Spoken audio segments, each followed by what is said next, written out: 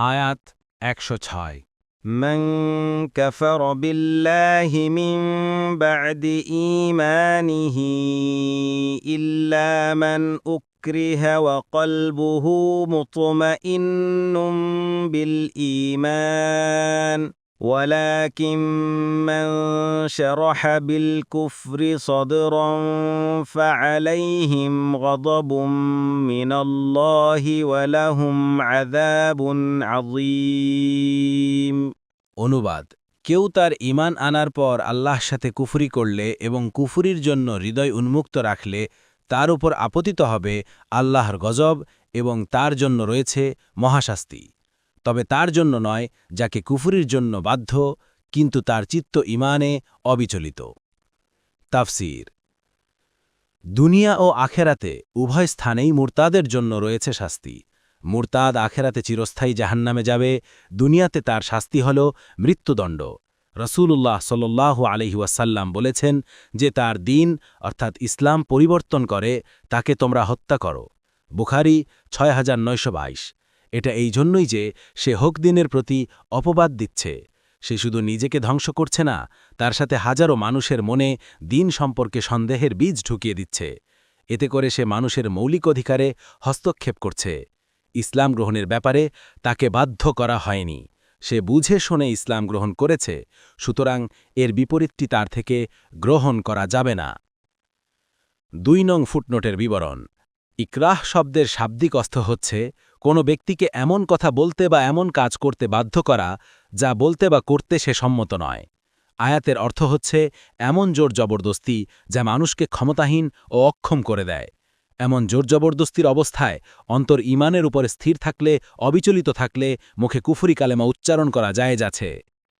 ৩ নং ফুটনোটের বিবরণ এই আয়াত থেকে প্রমাণিত হয় যে ব্যক্তিকে হত্যার হুমকি দিয়ে কুফরি কালাম উচ্চারণ করতে বাধ্য করা হয় যদি প্রবল বিশ্বাস থাকে যে হুমকিদাতা তা কার্যে পরিণত করার পূর্ণ ক্ষমতা রাখে তবে এমন জোর জবরদস্তির ক্ষেত্রে সে যদি মুখে কুফরি কালেমা উচ্চারণ করে তবে তাতে কোনো গুনাহ নেই এবং তার স্ত্রী তার জন্য হারাম হবে না তবে শর্ত এই যে তার অন্তর ঈমানে অটল থাকতে হবে এবং কুফরি কালেমাকে মিথ্যা ও মন্দ বলে বিশ্বাস করতে হবে আলোচ্য আয়াতটি কতিপয় সাহাবী সম্পর্কে নাজিল হয় যাদেরকে মুশরিকরা গ্রেফতার করেছিল এবং হত্যার হুমকি দিয়ে কুফরি অবলম্বন করতে বলেছিল যারা গ্রেফতার হয়েছিলেন তারা হলেন আম্মার তদীয় পিতা ইয়াসির মাতা সুমাইয়া সুহাইব বেলাল এবং খব্বাব রাদিয়াল্লাহু আনহুম তাদের মধ্যে ইয়াসির ও তার স্ত্রী সুমাইয়া কুফরি কালেমা উচ্চারণ করতে সম্পূর্ণ অস্বীকার করেন ইয়াসিরকে হত্যা করা হয় এবং সুমাইয়াকে 2 উটের মাঝখানে বেঁধে উর্দুটিকে 2 দিকে হাঁকিয়ে দেওয়া হয় ফলে তিনি দ্বিখণ্ডিত হয়ে শাহীদ হন এই 2 জন মহাত্মাই ইসলামের জন্য সর্বপ্রথম শাহাদত বরণ করেন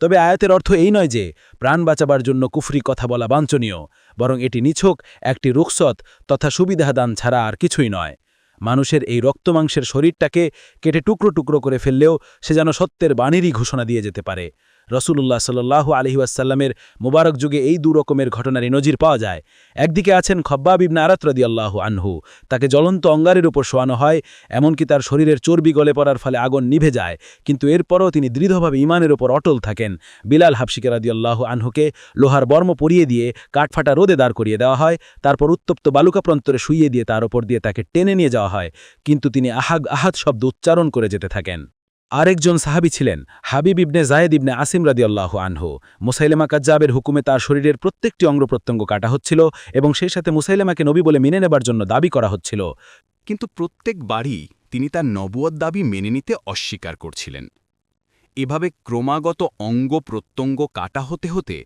তাকে মৃত্যুবরণ করতে হয় অন্যদিকে আছেন আম্মার রাদিয়াল্লাহু আনহু আম্মার রাদিয়াল্লাহু আনহুর চোখের সামনে তার পিতা ও মাতাকে কঠিন শাস্তি দিয়ে শহীদ করা হয় তারপর তাকে এমন কঠিন অসহনীয় শাস্তি দেয়া হয় যে শেষ পর্যন্ত নিজের প্রাণ বাঁচাবার জন্য তিনি কাফেরদের চাহিদা মতো সব কিছু বলেন এরপর তিনি কাঁদতে কাঁদতে রাসূলুল্লাহ সাল্লাল্লাহু আলাইহি ওয়াসাল্লামের খিদমতে হাজির হন এবং আর্জ করেন হে আল্লাহর রাসূল আমি আপনাকে মন্দ এবং তাদের উপাস্যদেরকে ভালো না বলা পর্যন্ত তারা আমাকে ছেড়ে দেয়নি রাসূলুল্লাহ সাল্লাল্লাহু আলাইহি ওয়াসাল্লাম জিজ্ঞেস করলেন তোমার মনের অবস্থা কি জবাব দিলেন ঈমানের ওপর পরিপূর্ণ নিশ্চিত এ কথায় রাসূলুল্লাহ সাল্লাল্লাহু আলাইহি ওয়াসাল্লাম বললেন যদি তারা আবারও এ ধরনের জুলুম করে তাহলে তুমি তাদেরকে আবারও এসব কথা বলে দিও।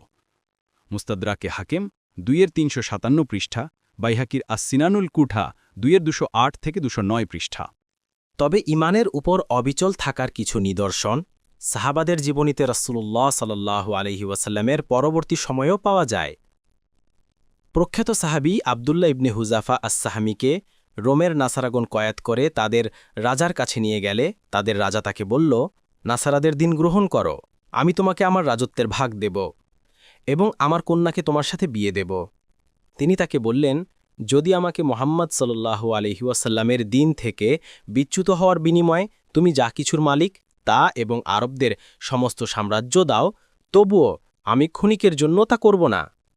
রাজা বলল, তাহলে আমি তোমাকে হত্যা করব। তিনি বললেন, তুমি সেটা করতে পারো। তারপর রাজা তাকে শুলে চড়াবার আদেশ করল। এরপর তীরন্দাজদের তাকে কাছ থেকে তার হাত ও পায়ের পার্শ্বে তীর নিক্ষেপের নির্দেশ দিল। রাজা তখনও তাকে নাসারাদের দিনের দাওয়াত দিতে থাকল। তিনি অস্বীকার করতে থাকলেন। রাজা তাকে শুল থেকে নামানোর নির্দেশ দিলেন। তারপর একটি বড় ডেকচি আনার নির্দেশ দিলেন। তাতে পানি দিয়ে গরম করা হল। তারপর তার সামনেই একজন মুসলিম কয়েদিকে এনে তাতে ফেলা হল। ক্ষণিকেই কয়েদিটি হাড্ডিতে পরিণত হল। এমত অবস্থায়ও তার কাছে নাসারাদের দিন গ্রহণের দাওয়াত দেয়া হল, কিন্তু তিনি তা গ্রহণ করতে অস্বীকার করলেন। তখন তাকে এই ডেকচির মধ্যে নিক্ষেপ করার নির্দেশ দেয়া হল। তারপর তাকে যখন নিক্ষেপ করার জন্য উপরে উঠানো হল, তখন তিনি কাঁদলেন। তখন রাজা আশ্বস্ত হল এবং তাকে ডাকল। তখন তিনি বললেন, আমি তো এজন্যই কেঁদেছি যে আমার আত্মা তো একটি মাত্র, যা এ মুহূর্তে ডেকচিতে আল্লাহর বাস্তে নিক্ষেপ করা হচ্ছে।